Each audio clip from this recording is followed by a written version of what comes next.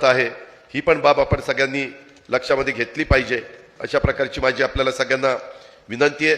मित्रांनो, आज हे सगळं करत असताना मी जे काही निर्यात कोट्याच्या बद्दल तुम्हाला सांगितलं, परंतु मागच्या वेळेस पण एवढं ऊसाचं क्षेत्र होतं, आम्ही ठरवलेलं होतं की ऊसाचं शेतातलं शेवटचं कांड जाईपर्यंत कारखाने चालू ठेवायचे, तसे आम्ही चालू ठेवले.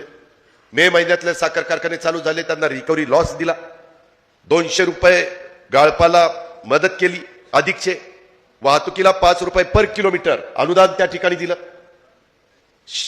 सरकारच्या तिजोरीतनं हे पैसे टाकण्याचं काम आपण त्या निमित्तानं केलं आणि अक्षरशः ऊसाचं उच्चांकी उत्पादन आणि अतिरिक्त ऊसाचा प्रश्न हा आम्ही फार बारकाईनं त्या ठिकाणी सोडवण्याचं काम केलं. ही पण गोष्ट आपण सगळ्यांनी लक्षामध्ये घेतली पाहिजे. आता भीमा सहकारी साखर कारखाना सध्याच्या कारभाऱ्यांनी घाईला आणलेला आहे, हे आम्ही केलेलं नाही, ते आताचे कारभारी त्याला सगळे जबाबदार आहेत.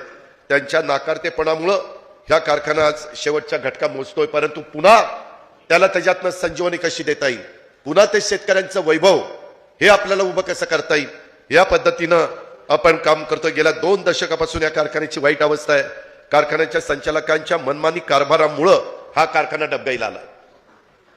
हे दुसऱ्या कुणामुळे झालं नाही. जर वीरधवल जगदाळे त्यांचा कारखाना चांगला चालू शकतात, तर मग हा काही नाही चालत.